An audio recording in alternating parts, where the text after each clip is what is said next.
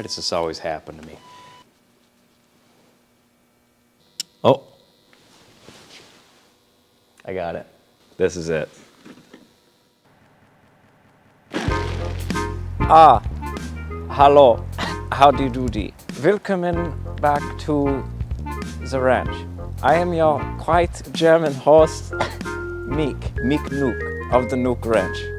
This behind me is my very German, very luxurious, indubitably, very odd to me, 1991 BMW 735 IL. Add a B on the end and call that long boy. You may be asking yourself, why? And I'll tell you.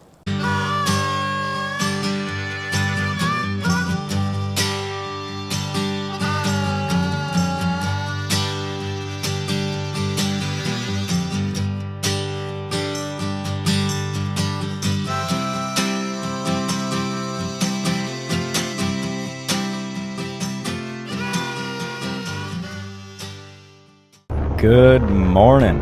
We are westbound at the moment. The sun is finally up, so I can turn the camera on. However, I'm not going to keep it on for long. If you know how these go, my audio always getting wrecked by this truck, especially when it's on the highway, like we currently are. If you're not familiar with how the audio goes in this truck, it's poor.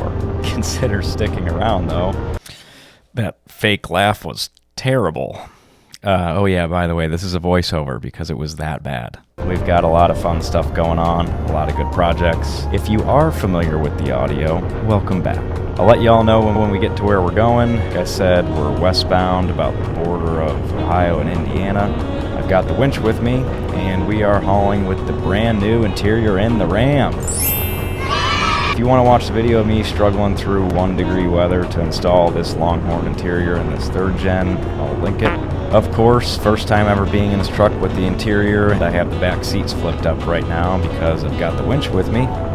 In classic me fashion, the project that we're picking up does not run or drive, so I need the winch today. But I'll quit yapping and flip you around for a little time lapse. I'll let you know when we get to where we're going.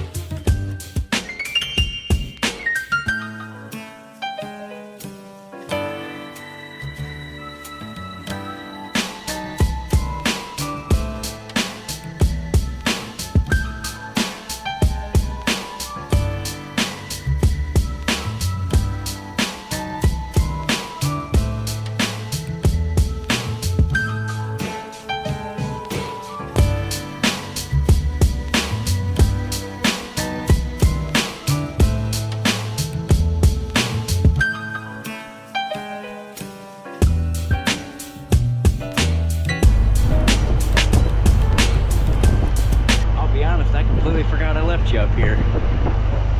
Come on, it's cold outside. I actually have plenty of reasons for buying this car. Mainly because all I drive right now are trucks, and they're not the best on fuel, and I also care about them. I don't want to be putting meaningless miles on them. I've always had a problem with that, just internally digesting the fact that all I do is put miles on something that I care about. I'm not saying that I'm not going to care about this car, but the purpose of me buying this is to save a little bit of fuel, have something that I don't necessarily care about putting a bunch of miles on, at least right now, and travel in a little bit of style while doing so. Not to mention, this thing will be a lot easier to park when I'm in the city. But I think that I will not have a hard time falling in love with this thing. I think it's really cool. What I'd really like to buy is one of those 5 Series from the 80s, like the shark nose ones. But I went with a 91 because it's a little bit more modern, probably a little bit more reliable, updated, you know. And cheaper. Cheaper. Those shark nose Beamers are pricey. Nice leather interior, creature comforts and stuff. But also I bought this one because it was $900.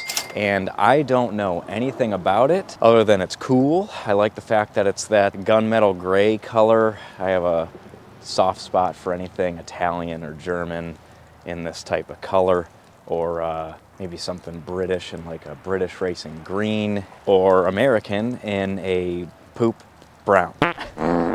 I thought you were American. Kind of just what I'm partial to. But I'm excited for this thing. Like I said, I don't know anything about it. I know that it doesn't run and hasn't for quite some time. I believe the last time it was plated was 2019, which actually isn't too long ago, but these license plates are from much, much earlier than that. The owner filled me in on a little bit of information. He couldn't get it running. We'll go through that later. While we have it in daylight, let's take a little walk around this thing. Hopefully this ice can melt. Won't even be able to get that hood open how it's sitting right now. Unfortunately, I did that dumping it off the trailer, which sucks because the bumper was in really good shape. Inside the rig, it is filthy. Just absolutely disgusting interior. Seats are sticky. That's gross.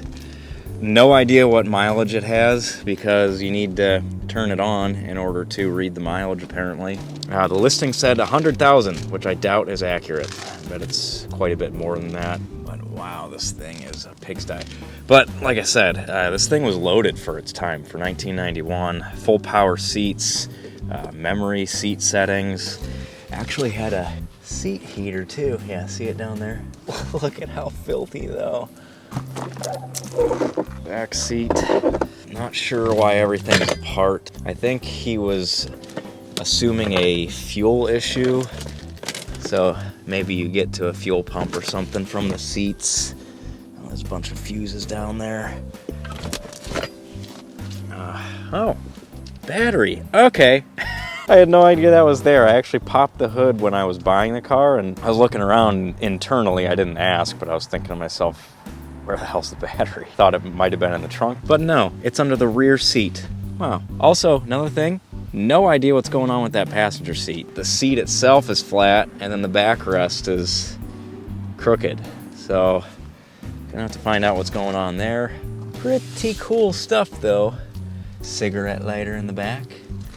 I wasn't kidding. The L on this badge stands for long. I was joking a little bit about saying long boy. So your passengers back here get a little bit more legroom, which is pretty cool. Fun little fact. Got an old cassette player. I believe airbags were just coming out around this time, so fortunately we have a lame badge. Nothing really interesting up here other than the switches are pretty cool. I like those. Moonroof, which definitely lets moisture in. I don't know if that works or not, but we'll find out. Pretty snazzy interior for the time. Cruise control as well. Hopefully that works. If we can get it running. Pet peeve of mine when a car does not have cruise control. Most of mine do not. That door doesn't open. That's good. This one does. Parts, that's always good. He did tell me that he replaced the plug wires, so that's to be expected. I don't know what this is. You're gonna learn today. Whoa, gross. Band-aids, that's fun. I like how this kind of swings. That's interesting. Yeah, cool. Wasp's nest. Not sure how to pop the trunk. Nope, it's open. Oh boy, this ice. For all my boys, here you go. Nice. Nice. All right, let's see what's in the trunk. Doesn't stay up, so gonna have to throw something in there. We got antifreeze, coolant. Looks like a fuel pump, fuel filter maybe, and some shop rags. Nice little feature is this toolbox up here, but it looks like it's broken. It's supposed to hold up like that. And all the tools are gone. That's okay. And the paint is actually in really good condition. There isn't a lot of rust on this at all. We'll get under it and I'll show it to you, but really, really good shape. But yeah, as far as rust goes, like wheel wells and all that, I believe this has always been an Ohio truck. I'm so used to saying truck. Car, this is a car. I say we fire up the old New Holland. I'm tired of walking on my tiptoes, trying not to fall out here, so let's get this thing in the shop and see what we're working with here. See if we can't pop that hood open.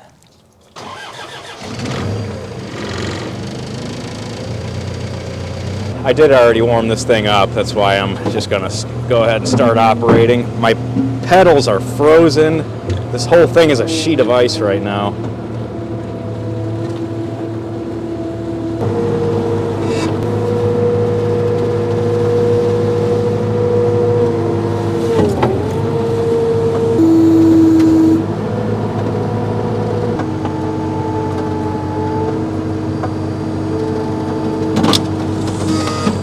Man, this bumper's gonna be fried.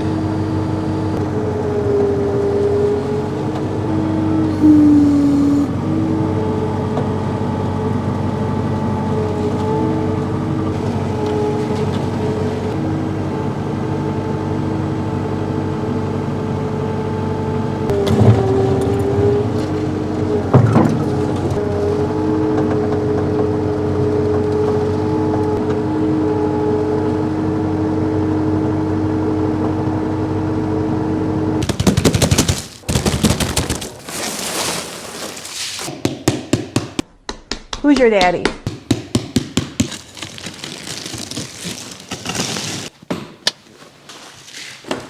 Interesting thing about these cars is the hood opens backwards.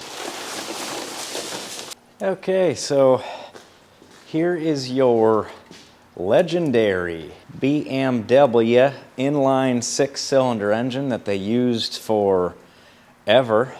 I don't know when they started and or ended production on these, but I do know that they run forever. They're reliable as all heck. I, again, don't know anything about them. From the previous owner, as far as I know, he tried getting it running, replaced the plug wires, verified spark, had it running on ether, but could not get fuel to it. He said that he replaced a fuel pump. There's one sitting in the trunk, so that may be true. We're gonna have to go through this. I think first step for me is going to be getting back to that battery. He said it's new, but it looked like it was still hooked up, so I don't know how long this thing's been sitting since he tried. I think it's been quite a bit of time. I'm gonna have to charge up that battery, I am sure. As far as oil goes, I did check this when I was there, and it looks like it's full and dirty. Smells all right though, so it's gonna be good enough for now. I also will say I am treading lightly as far as what this guy was telling me, because the story that I got from him was he doesn't know anything about this car. It was an attorney's car. He bought it off of an estate. I don't know, he was a younger guy. I don't know if he realized that the title tells me who the owner is, and it's either his uncle or his dad. But the title was dated 2004, and it was in what I could find, either his uncle or father's name. So I'm assuming that this car has been in their family for the lifetime of the vehicle's history. It looks like it was rarely driven, to be honest. I don't think it was well taken care of, just judging by the interior, but everything that I'm looking at, the underside and the engine compartment, I was just popping open a couple fuse boxes, and this relay's from 1991 when it was built. March 1st of 91 is what that relay is dated. Nothing looks like it was really molested or played with. What I'm getting at is I think this thing has been sitting for a long time. I don't know why he was lying to me, okay? I don't know. Quite frankly, I don't care. All I know is that it looks to be in good shape, and it was $900. That's good enough for me to sign the paperwork and move on. So we will dig into it and figure it out. I'm hoping it's something stupid. Let's jump back, see if we could charge up that battery, and then we're gonna see if we can't start cranking this thing over, verify spark, throw some ether at it, and go from there. I really don't want to be crawling around in this thing. It is just filthy.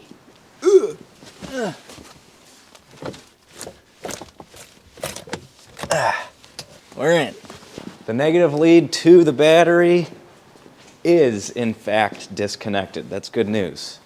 So hopefully he didn't totally kill it. There's also an extra battery back here. Look at that. I got a free core. Kid, you should have taken back your core to get your 30 bucks back. Whatever. Wow. That is a massive battery. Ugh. Interstate is the old one. Megatron plus 72.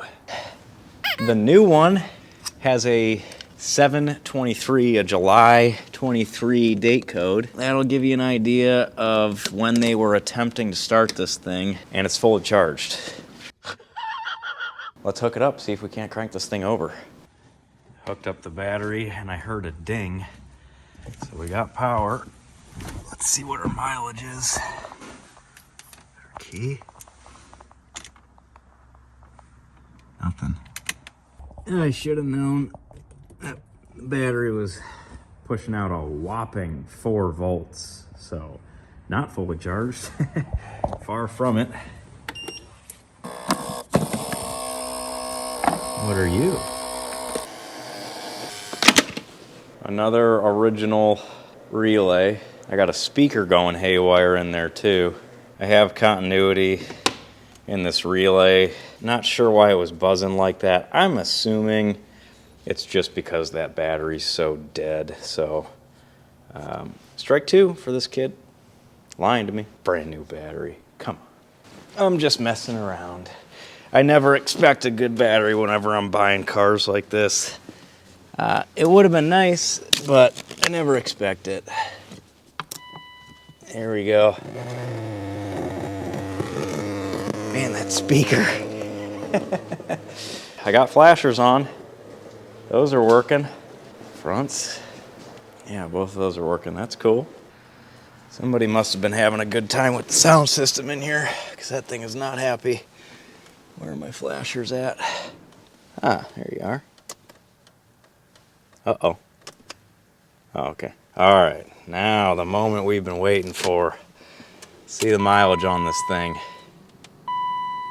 165. That's not bad. Man, look at that dashboard. That's cool looking. Very, whoa. Didn't mean to do that. Very 80s looking, you know. I know this is a 91, but it's still got 80s vibes. 32 degrees Fahrenheit. That's probably accurate. No. Oh, there it is. Woo! Whoa! Both of my tones. Oh, cool.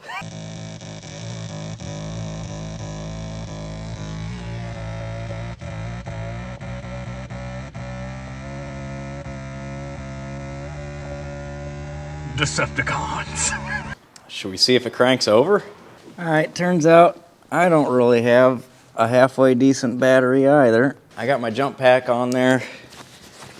I got a Little solo dolo switch hooked up here. Light is on, that means we're good to go. So I got the ignition off. I just want to see if this thing turns over. I'm not really nervous about that, but I do want to verify. So without further ado, let's see if this thing cranks over. Here we go.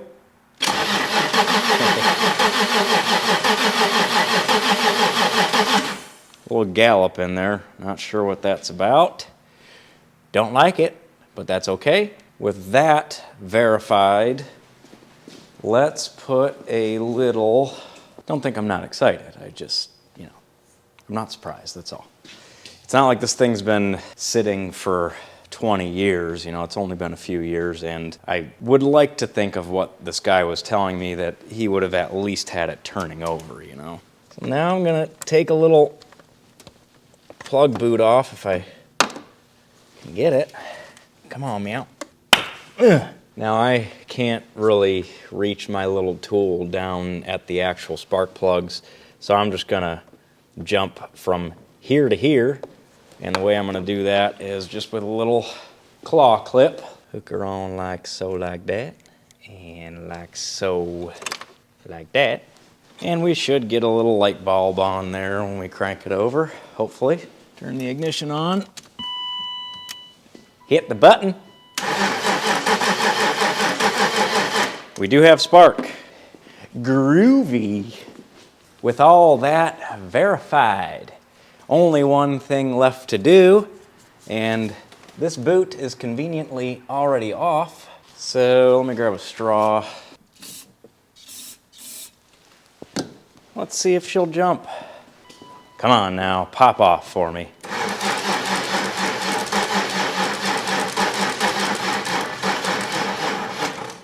Is my battery really that dead already? Come on, meow. Just a little shot. Why does this always happen to me? Batteries are always my issue.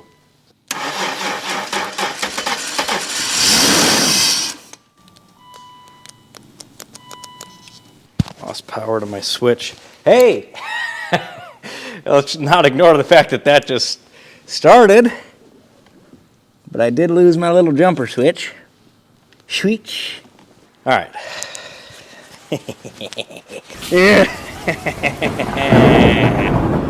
Why don't I have a light? Hello? Hello? Hello? I just got dead batteries. I still got a little bit of time before my commitments, but I'm really struggling with juice. Okay, while my battery is charging, I will tell you one thing that I did not hear. Every time I turned the key, well, you could listen. Listen very closely. Tell me, class, what don't you hear? A fuel pump. And I know that there is one sitting in the trunk, so I'm assuming the previous owner replaced the fuel pump. However, that does not mean that the fuel pump is working. I should be able to hear it. I'm assuming I should be able to hear it running. So that means one of a couple things. Either it's a dead fuel pump, or a fuse or relay is not connecting, or the wiring to the pump is somehow disconnected or damaged.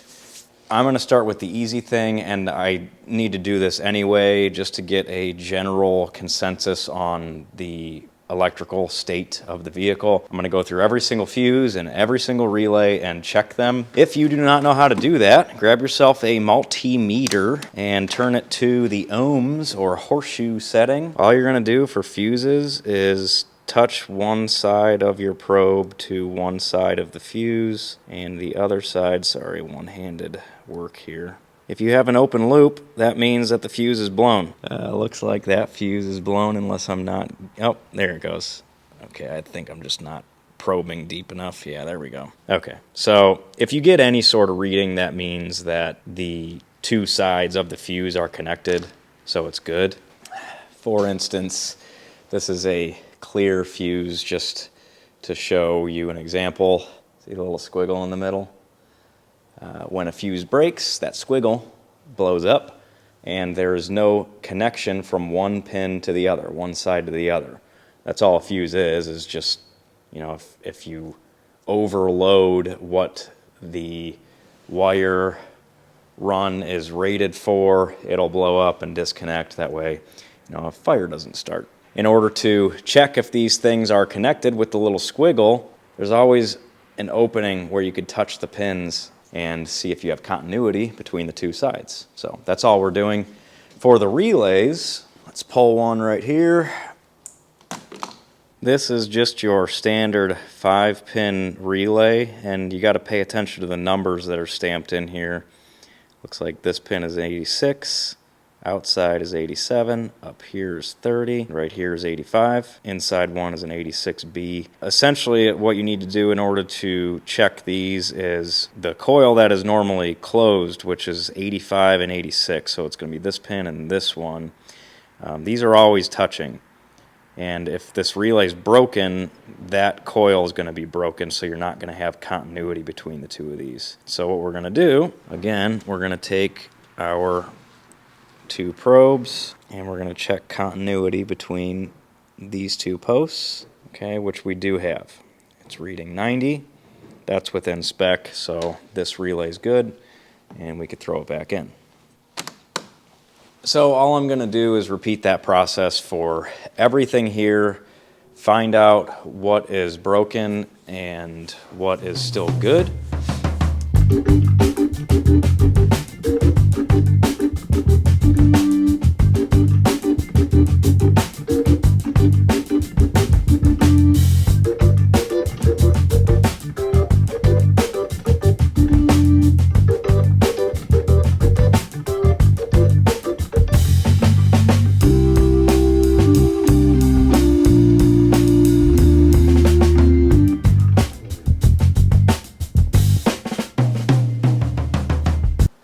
Okay, not a single broken fuse or relay. That is very surprising. Most of these look original, to be honest. I mean, I saw a couple labeled Bosch, but they're same period as all these because they look old. At this point, I am still suspecting fuel pump.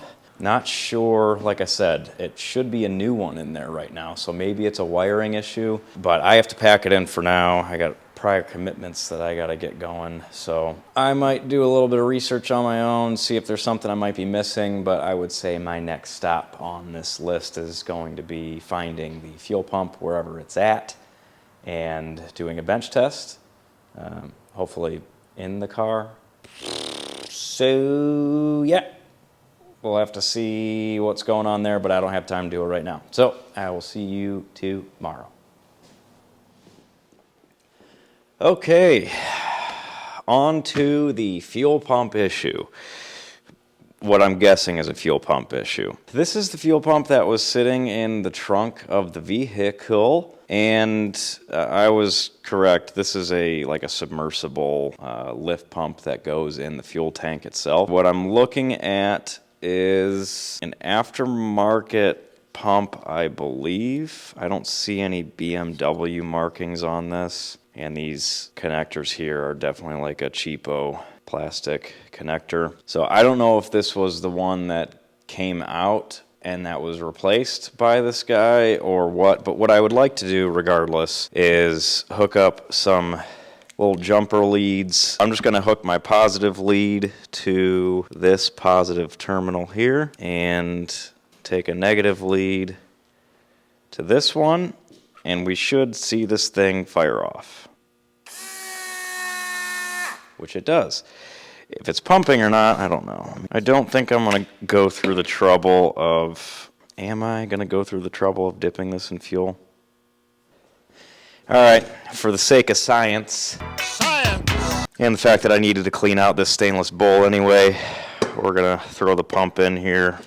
Let's see if it pumps.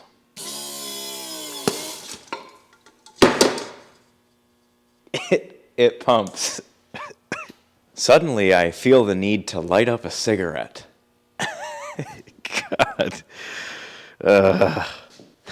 Okay, now that I am going to stink for the rest of the night, I'm glad I verified that that pump works. It's cluing me in on what our issue here is. I'm assuming that was the used pump because it was previously wired up. And considering the fact that it is working, I'm wondering if the previous owner didn't test it. He was just assuming that it was the pump that was bad and put a new pump in. I believe the fuel pump is gonna be somewhere in this neighborhood.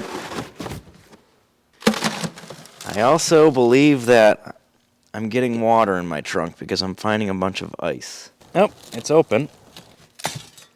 I also believe that this is supposed to be the cover that I'm supposed to remove in order to get to the fuel pump, so that was obviously never put back on. I'm just going to take this whole carpet out of here. From what he told me, he was saying that he was doing everything that the forums was telling him to do, so I'm wondering if he didn't really do any troubleshooting. It was more so like, oh, if you're not getting fuel, you got to replace the fuel pump. Okay, buy a fuel pump, put it in, and it doesn't work. Rather than testing the fuel pump that was in it and verifying that it worked or not. I don't know, maybe he didn't know how to do that. There was a time that I did not know how to do that, so I can understand. Here we go, I was wondering if I had a spare, and it looks like I do. Oh, and I also have some of the tools. Cool. Okay, I thought those tools were gone. So check this out. I was wondering if I had a spare. I do. They obviously had a blowout and never did anything with it.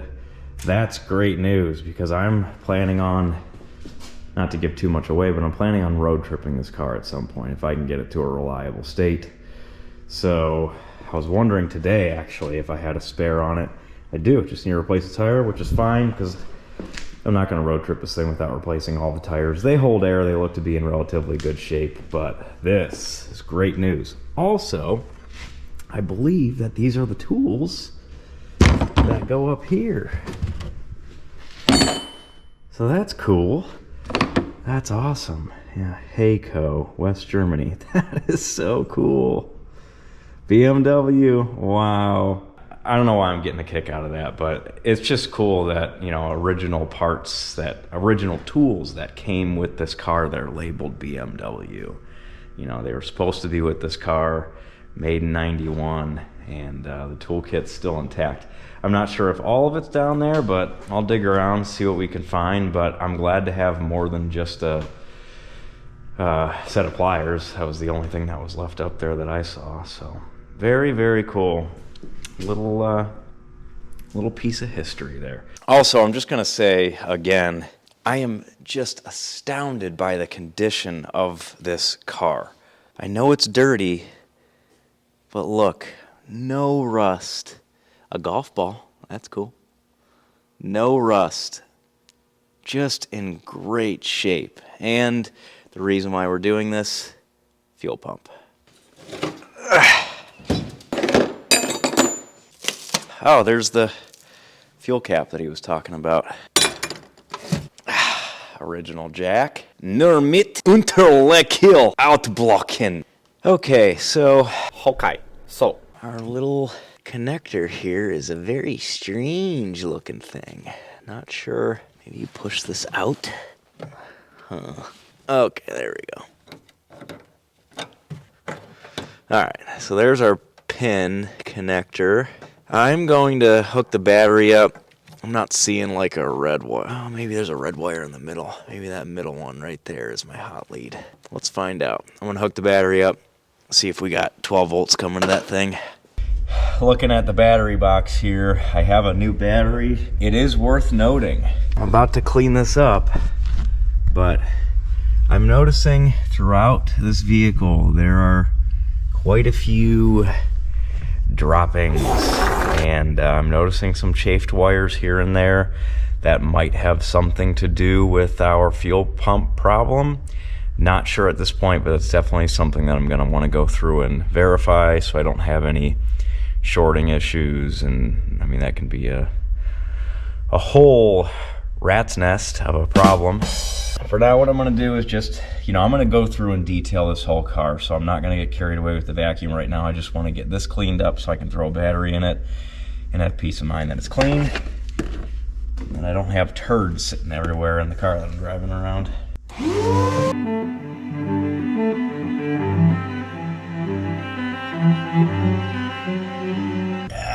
And of course, if you know me, you know that I should be sponsored by Costco, because I can't get enough of the fact that you get interstate batteries for 35, 40, sometimes 50% off a regular retail price. It's absolutely insane what they are giving these things away for at Costco. So if you don't have a membership at Costco, do yourself a favor and get one. You buy one battery, it basically pays for the membership. That's like 60 bucks, I think. Got my key on. Oh, I do have voltage. That's interesting. So this middle pin, I get 11.38. And this pin down here, I get a reading too, 11.38. So what does that mean? I got power to the pump. She ain't pumping. So I'm gonna pull it out, see if it's the pump itself. I can't imagine the guy replaced a pump that was working with one that isn't. I don't know. We gotta get that thing off though. Gotta get these hoses off.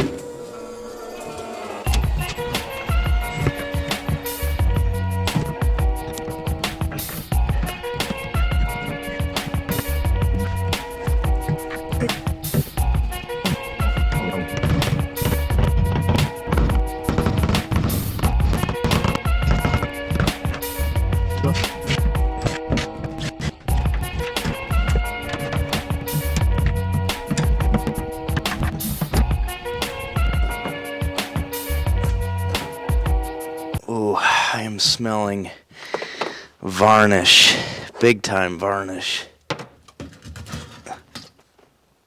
Ugh, PU. That is some old fuel, no doubt about that. All right, here's what I'm thinking. The tank is full of fuel, verified that. I've seen dumber things be the reason why a fuel pump isn't working. My next option is to pull the sending unit. However, with the tank being full of fuel, I'm going to have to dip my whole hand into the gas to unclip it. So I'm going to do a bench test in the car here. I have my battery set up again. I've got two leads coming off of the fuel sending unit in there. One hooked up to positive, one hooked up to negative. And all I'm going to do here is hook up my positive lead to my positive terminal. And if it pumps, that's great news, except for the fact that I'm going to have to chase down some wiring issues. If it doesn't pump, that's great news, because that just means I need to replace the sending unit. And I have one on my bench that works, which is good. So without further ado, let's connect this positive terminal, see if she pumps. I got nothing. So it's most likely just my fuel pump itself. So I got to get down in there. And I think in order to do that, I might go ahead and drain some of this fuel out so I can, screw it. I know this is famous last words, but it doesn't look too bad to get the thing out of there. So I'm just rubber gloving it. I'll deal with the pain of the cold later. If you've ever, touched gasoline when it's cold, for whatever reason, it is just extra cold. So there's really no good way of filming this. I'll show you where the clips are when I pull it out, but I'm just gonna go diving, see if I can't get this thing out of here. That wasn't bad at all. Nice. Not bad at all. Okay. Here's our fuel pump. This is the clip that I was talking about. You just squeeze these together and it pops right out, so that's pretty cool. See some fuel floating around in that thing. I'll be honest, this thing looks much, much older and in worse shape than this one. I wonder if you ever even replaced the pump. I mean, it even has this original hose clamp on it. That's like a crimp-on clamp. I would have expected to see a worm clamp there. This thing up here, let's just test it again for S and G's, you know. Positive. Oh, this thing's been in here forever. This wasn't replaced. This is in horrible shape. Dead. Deader than a doornail. The kid had the part sitting right there in the trunk. Why didn't he put it in? I mean, unless maybe he bought a used pump, because all this wiring is stock too. This is definitely the original pump. It says Bosch on it, made in Germany. This one doesn't have any of those markings on there on the diaphragm. This is just a cheap aftermarket one, which makes me nervous. But I say we swap this thing out and see if we've got a fuel pump. All right, let's do it.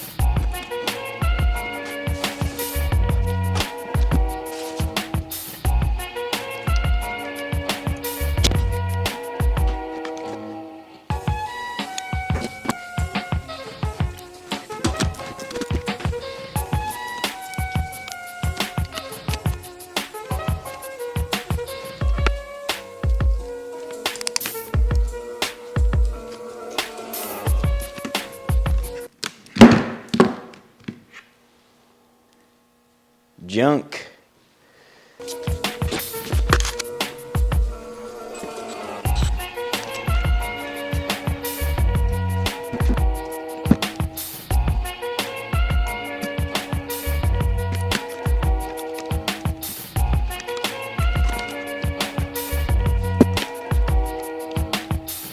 Man, finally, wow. You know when you can't decide who's stupider, the part or you? There's this little hook right here that kept getting caught. So I couldn't slide it down, but every time you'd push it up to get it over the hook, it would slip out and hook itself. Stupid. I could have been the stupid one, though. All right, fuel pump is officially swapped out. Let's go throw this thing in the car, see if she runs. Okay, we are all set to throw this thing in. I'm just kind of double checking myself here. I'm also gonna throw back on my little glove here. Getting ready to go for a dip. Got it. All right. Whew. Whew. Oh, I usually don't play the whole meme of whatever I'm clipping into these. It's like either you get it or you don't. But my mom and I used to lose it to this commercial when I was growing up. We would quote it all the time. Woo! You guys meet? Greg, Janice? We sure did. Tell you what I'm gonna do before I go buttoning this whole thing up. I'm gonna connect my little connector here and see if I'm pumping fuel. All right, I'm gonna turn my key. Hopefully we hear that thing pumping away.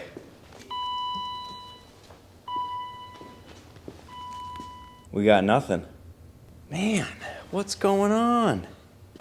Okay, back on this thing another day. I was taking some time to consider my options. I was thinking, since this pump wasn't working in the vehicle, but it was working with leads jumped to it, my problem is going to be more so on the wiring side of things. So I pulled this thing out and I was looking at the connections. I started to realize that this thing is pretty corroded.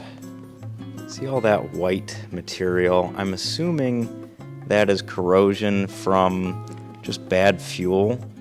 And it's not just on, you know, the surface here, it's also on my terminals down here. So I did some digging online and I just wanted to see, you know, what the cost would be to replace the sending unit. Figured this is a pretty accessible part.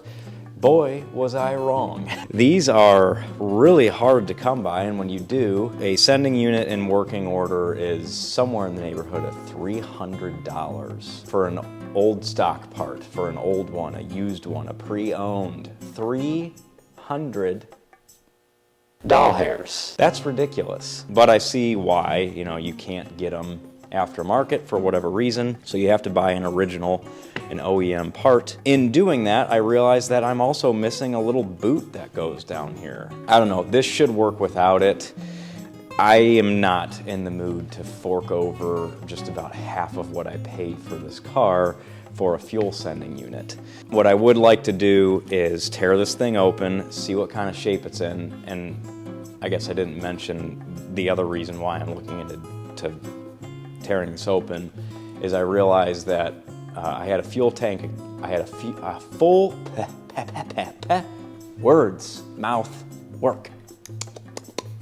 I had a full tank of gas just about, and my meter gauge, words, English, my gauge was reading just about empty. Not all the way empty, but just about empty. So something funky's going on in here. I'm assuming it has to do with the corrosion that's going on. I also want to dig into why my pump is not working with the connector connected to it. I'm suspect of the corrosion that's going on there. Maybe something's happening there, but with a battery and a multimeter, we're gonna do some digging and see what we see. Let's start with that first. What I'm gonna do here is I have my same leads hooked up to my battery that I did before, and we know that if I throw a negative lead to my negative terminal and a positive to my positive, it'll pump. What I wanna do is take my multimeter and figure out which pins go down to here. That'll tell me, which ones are my wires up here. And I wanna feed a positive and a ground through the connector to see if I can get it to pump that way. So in order to do that, take my multimeter, go to the horseshoe setting again, and all I'm gonna do is that one, this is my positive lead, so now I'm gonna find which one is showing a wire connecting to that lead. Okay, that one has resistance there. So that one's connected. That one's also connected. This should be my ground. Okay, I'm getting a reading there. I'm also getting a reading there. Okay, so these two pins here are connected to these terminals here. Those are my two wires right there. Now I'm going to assume this more light brown color is connected down here to my negative post, and this darker brown color is my positive post. I'm going to make the assumption that that would be my ground, the lighter brown, and that would be my darker brown just because of the orientation. I got 6 pins down here, 6 pins up here. This one's on the right side, this one's on the left, right and left. I think that's a pretty safe assumption. So what I'm going to do is throw my ground terminal here and my positive here, and we should see this thing fire off again. We do not. That's a problem. If I'm correct, that means that something in between here and there is messed up, which there's not a lot going on here. So what if I throw my positive lead to the positive terminal? Nothing. What if I throw my positive lead on here, my negative? Okay, oof. That works. Okay, so I got a grounding issue. If this is not flipping on from me, oh wait. It's working now? But it wasn't before. Why is that working now if it wasn't before? Got it. Well, not got it, but I understand. Now that I know what the pin orientation is, I went back over to that connector, and where I'm showing that like 11.5 volts or whatever, there are 2 of the pin connections, but neither one is the positive lead for the fuel pump. I don't know exactly what that means because I don't know what those 2 pins are for. Regardless, I'm not getting power to the correct pin for powering the fuel pump. So I gotta do some troubleshooting. I guess I gotta figure out which relays send power to that pin and see if I'm even getting power to the relay. So that's gonna be next step. I'm gonna do some digging here. I'll let you know what I find. Fuel pump 3. Where is this? Hang on a minute. I thought that those were my only boxes. It's already undone. That's nice. And there should be a fuel pump relay in here. Should be this one. Do I have resistance? I do. All right, that's probably not my issue then. All of the simple fixes that I'm hoping are gonna be don't end up being. I do have power, and I do believe that my relay is good. I mean, I don't hear it clicking on, and it should be. I want to see if you can hear this. When I plug this in, this is obvious. I can hear this buzzing. I don't know what that is, but that's whatever piece is sitting in the passenger seat. That's this right here. This is running, it's working, so when I plug this relay in, you'll be able to hear it click, like the relay itself. Hear that? The fuel pump,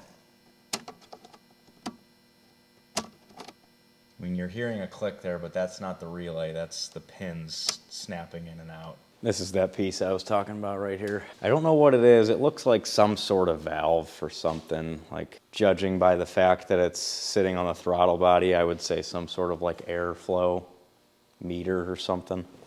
Oh, it does. These relays come out. Oh, cool. All right. So now I can see it from the underside. I got nothing there. And I should. Oh. I got it. Here's my relay. This thick green wire is my power out. This red wire is my constant.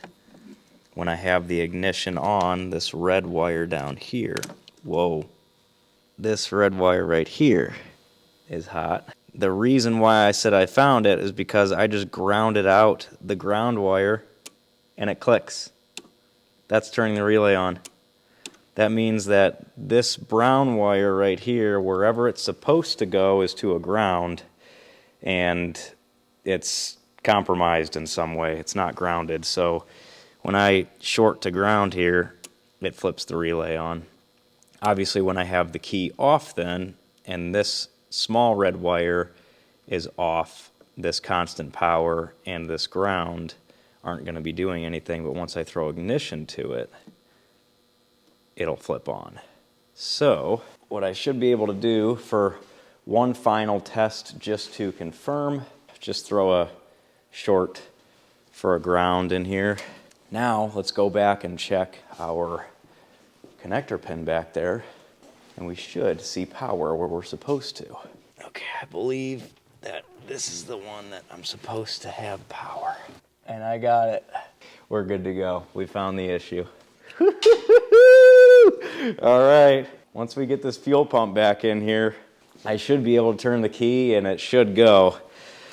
So, there's one more thing that I gotta do because I know about it and I have this sitting here. I wanna see if I can clean this sending unit up to make sure I get a functional fuel gauge. Again, I want a reliable driver here, so I would like to know how much fuel I have. So, before I get too excited, let's tear this thing open, see if we can clean it up and get it working again. And then we'll put this back in, see if we can't fire this thing up. So, with this bottom piece off, I should just be able to slide this off, maybe. Oh. Well, there's your problem. My float's stuck because this rod's bent. Yeah, these little wires that you see, those measure your resistance, and the float's supposed to ride up and down on this rod, but it's bent over and the float's stuck. This is your float right here. Yikes. This sits down in your tank, and the more gas you have, this float rises, and it'll give you a reading, and then as the fuel goes away, it'll come back down and it'll give you a reading, and that's done by resistance. So let's see what I get on the multimeter, see if this thing is I mean, it could be functioning. It might have just been stuck that way. Another combination of two pins should give us another reading, and it's going to be those right there. Yep, 71. That seems about right. Usually it's somewhere in the range of 0 to 100, I believe. So if I move this down, it should change, and it does. 85, 86. Okay, so this works. I just need to bend my rod, which I'm kind of scared to do that.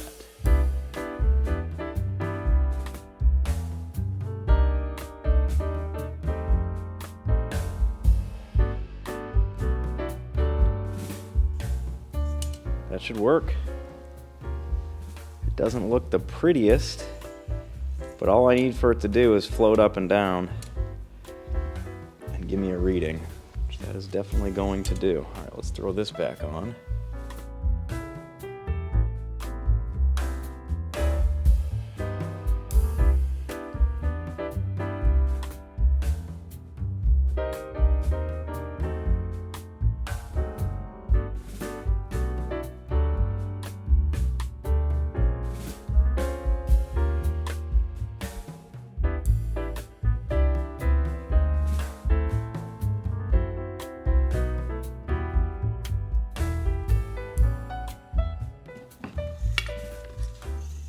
Got it. That should work. Now, let's throw this thing back in, see if we can't turn the key and see what happens. Okay, cross all your fingers and all your toes. We're all hooked up, ready to go. You're gonna be my ears back there by the fuel pump. I'm gonna turn the key. We should, fingers crossed, we should hear the fuel pump running. All right, ready? It's running!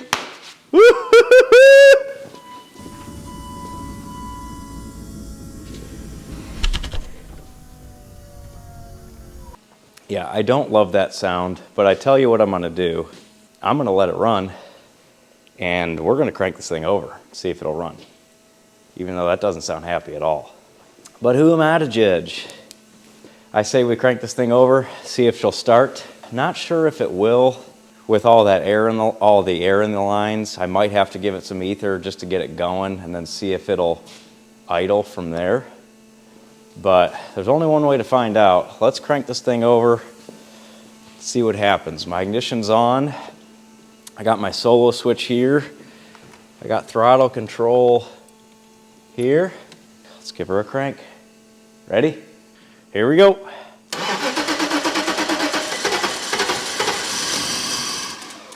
It wants to go. Maybe I'll take my little ether can out here and reconnect my boot. Good enough for what we're doing. Let's try this again. Here we go.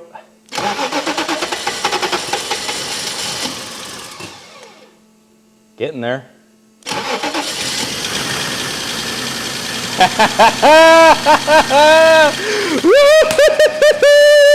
We got it.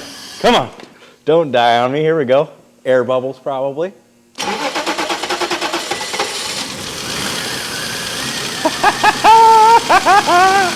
Woo!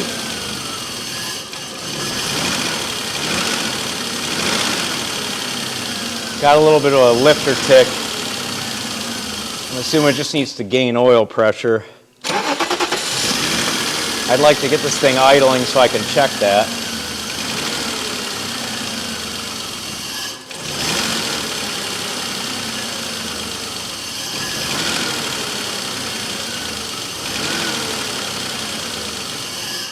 That fuel pump does not sound happy.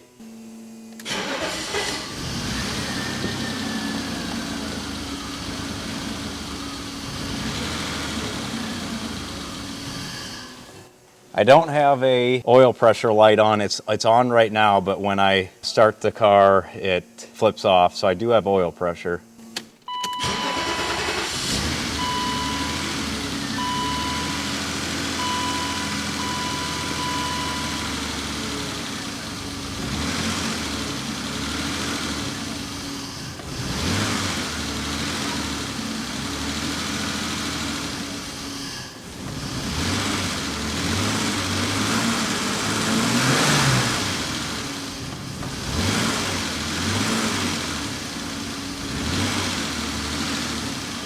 My fuel gauge is working.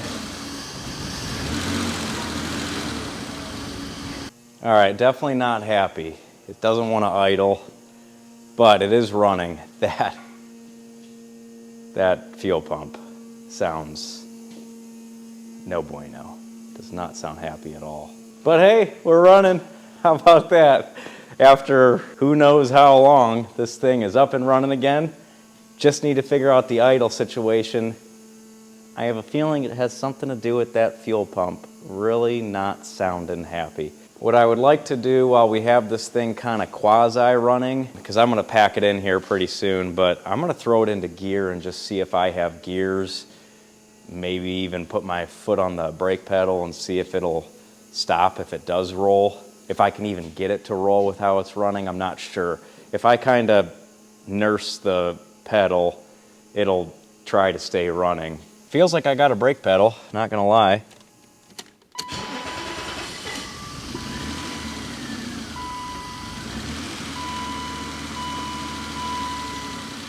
All right, we're gonna try reverse. All right, well, it shifted. I got automatic mirrors for reverse. They fold. That's so slick. 1991, you say. Try this again. Drive. All right, I'm in drive. Trans works. It really doesn't want to stay running. I got reverse and I have brakes.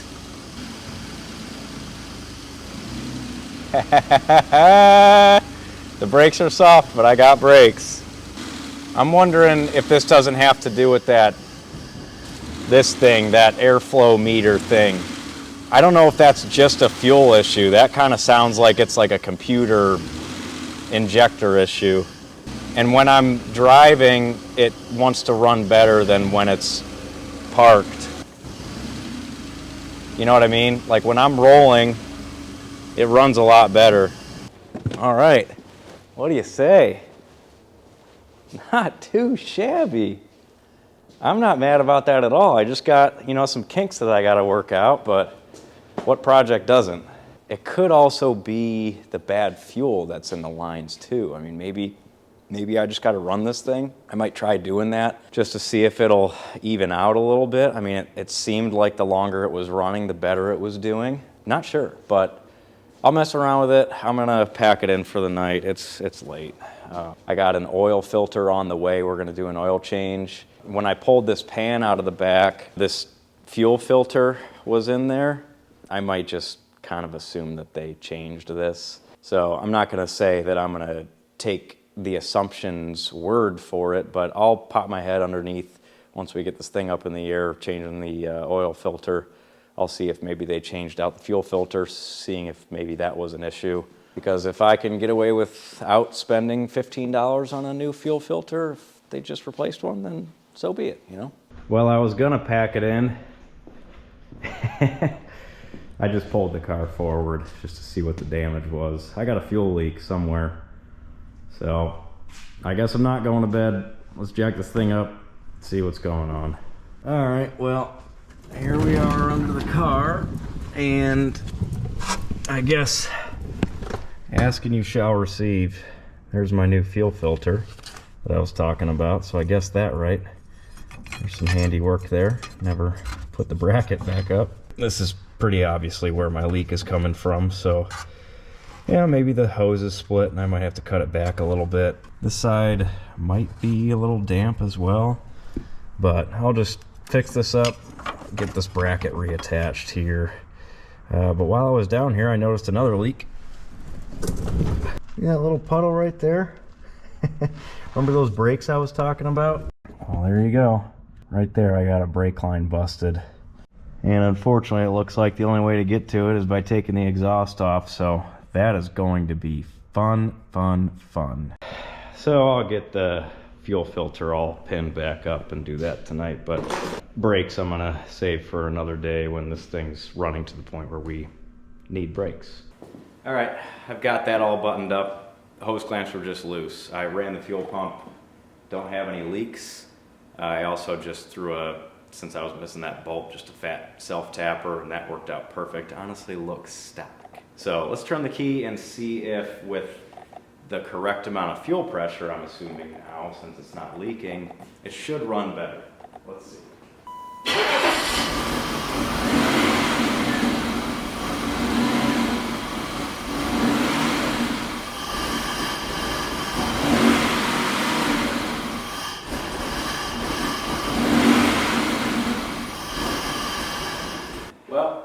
response is definitely better. Still not leaking, that's good. But it's really, it's surging. I feel like something else is going on, whether it's that airflow meter. At this point, I'm still just assuming that that's what that is some sort of computerized flapper that lets more or less air in. I was looking at the part that was in the passenger seat, and it looks to be a lot newer than the one that's installed right now. So I might just swap that out to see what it does. I mean, at this point, I'm just kind of curious, so.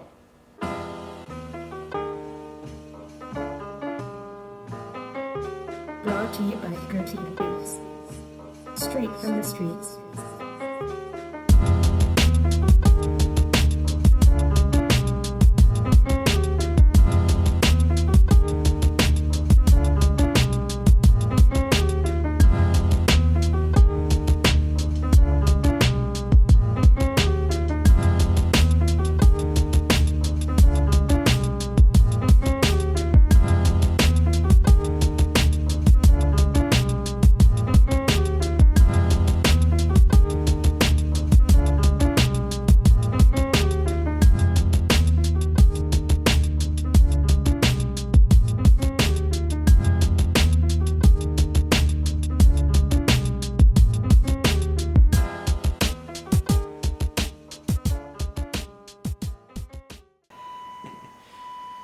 Maybe we'll get lucky and that was the fix, but only one way to find out. Let's crank it over and see what happens.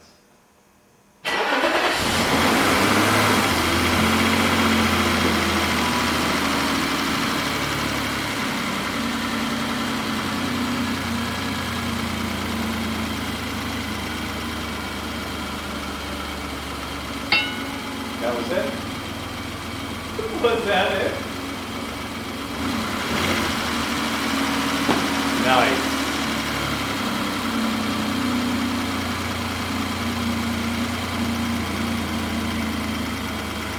She's running like the top.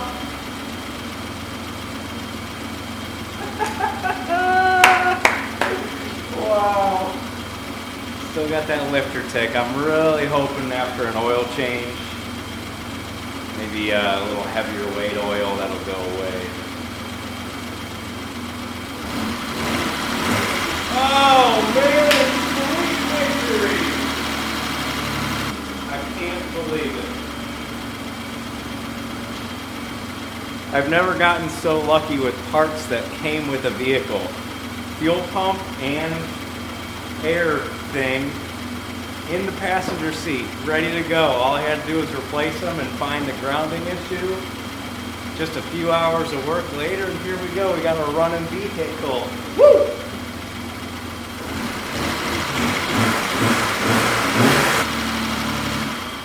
Oh man, what an absolute peach. Can't believe it. Seriously can't believe it. Wow. All right. Well, I'm going to pack it in for the night. I definitely stayed up later than I was wanting to, but that was worth it. Man, I'm going to say it 1,000 times. I can't believe it. Just can't. Wow. Can't believe that at all. What a night. I'll see you tomorrow.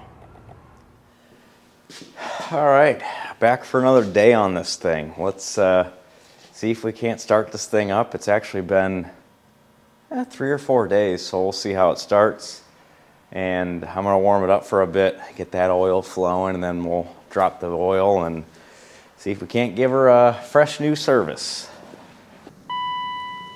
Fuel pump's running, that's good, because I actually did a permanent ground fix rather than that little jumper wire I was using before.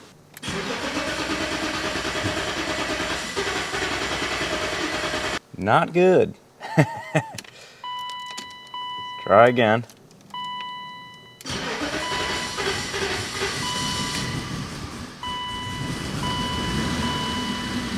There we go. And it idles, which, that's good. Well, come on, man, don't make me look bad.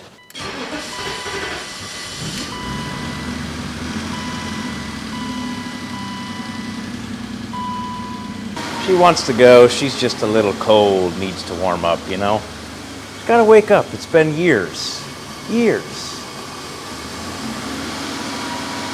You know, of all the vintage cars I've ever started, this one by far smells the worst. I don't know if it's old fuel in it or what, but the exhaust is a wretched smell. Most gasoline, vintage gasoline powered rigs don't smell great, but you know what vehicles always smell good no matter when you start them up? Diesels. Maybe we just got to put a diesel in this thing. Little 4BT or something.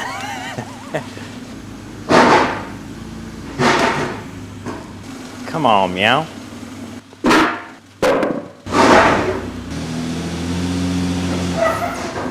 That's good. We'll just jack up the other side. Let's get under this thing and see what we're dealing with. All right, here we are under the car. Here's our drain bolt right here. Everything looks good. I was taking a peek at the brakes and everything, all the lines. Everything, again, is very rust-free. Really, the only major rust I see is the exhaust. I actually have a hole through it right there. But other than the exhaust, everything is just in exceptional shape. I mean, very, very good shape. Now with that, let's throw a ratchet on this thing and see what the oil looks like.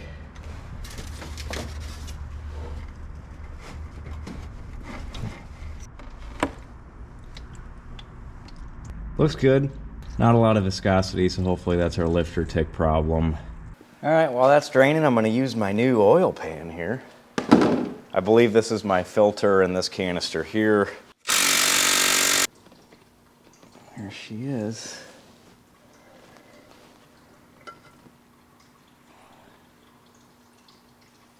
Oh yeah.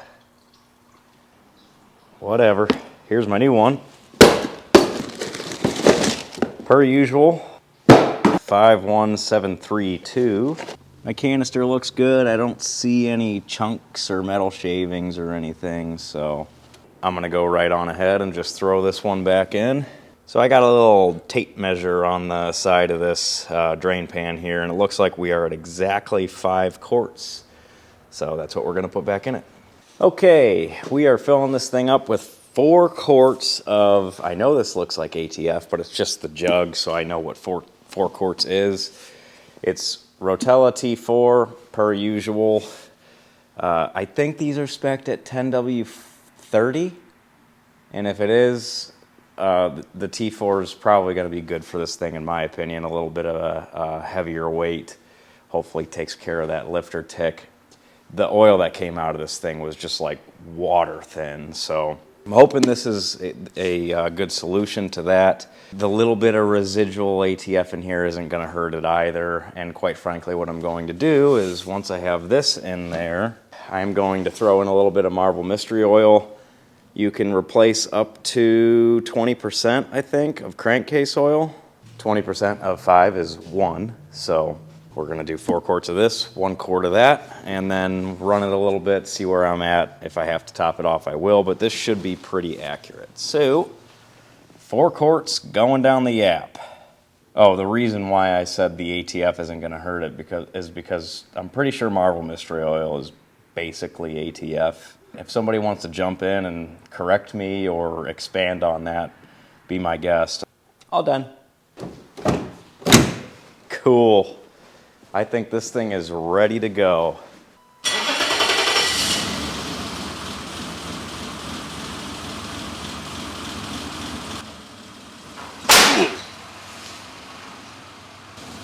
Let's see if I got headlights on.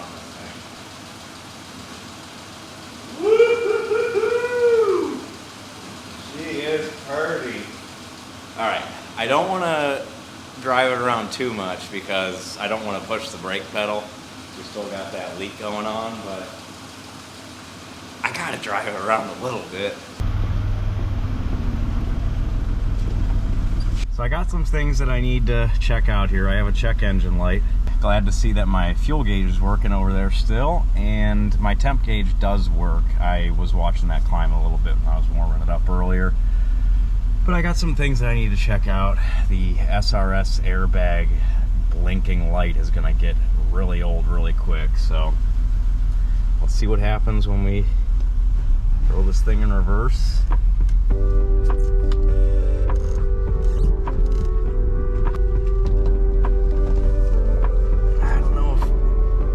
Power steering, if it has it, isn't working all that well.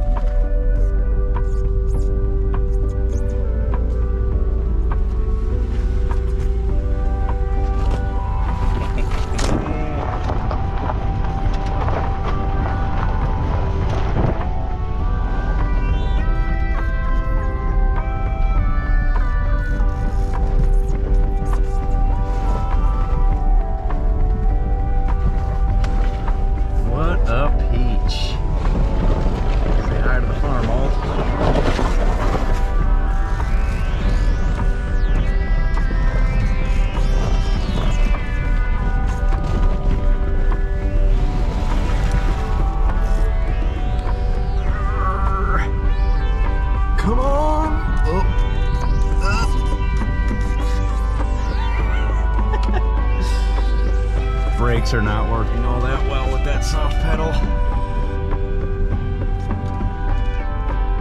And power steering definitely needs to get figured out, because one-handed driving with this thing right now is tough.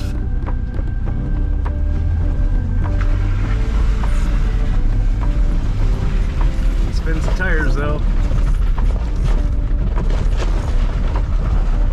Don't put it in the creek. Woo! Oh man.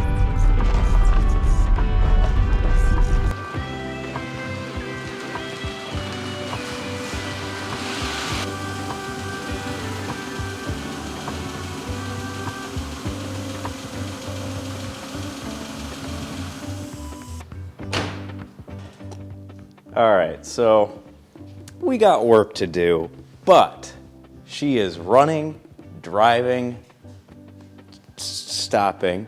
Brakes need work. I'm gonna have to take all the wheels off, check all my pads and rotors, calipers, brake lines, all that stuff. I think I'm going to save that for the next video. I think I'm getting a little lengthy at this point. What a rig. Happy with this thing. After a little bit of work, we're gonna have a reliably driving BMW for $900, which is just insane. The best part about this car to me, honestly, is the fact that it is virtually rust-free. All the floor pans are in it and don't have any rust. Frames are solid. Frame is solid. Wheel wells, rockers, everything's still in it, and I don't see any rust at all. Like I said, the only rust that I can really see is on the exhaust itself, which isn't surprising at all, and the little bit of brake line that's kind of rotten away, but only very small portions of it. You know, the majority of the lines are in really, really good shape. Very happy with this thing. I think after a little bit of brake work, interior, I think my plan at this point is just to take the whole thing out, take the seats out, take it down to the carpet essentially, clean the ever-living crap out of it, and no pun intended, and put it all back together. And I think after we do that, this thing is going to be a peach, like a real peach. So I'm excited for this car. I hope you all are too. Please let me know if you enjoyed this video, because this is a little bit out of my element, you know, foreign mobile here. Usually we're more of a tractor truck type of channel, but I'm excited for this thing. I thought it was a fun little project, and I'm looking forward to making a few more videos on it. Hopefully you are too, but please let me know. With that, I think I'm gonna wrap this one up here and leave you on a part 1, part 2 type of deal. We'll dig more into the mechanical side that needs attention in the next video. So again, drop a comment for me, let me know what your thoughts are, like the video, share it, subscribe to the channel, all that fun stuff. You can follow me on Instagram, Facebook, the Tiki-Takis. And with that, I will see you all on the next one. But always remember, don't be afraid to grab that wrench, get after yourself. We'll see you next time.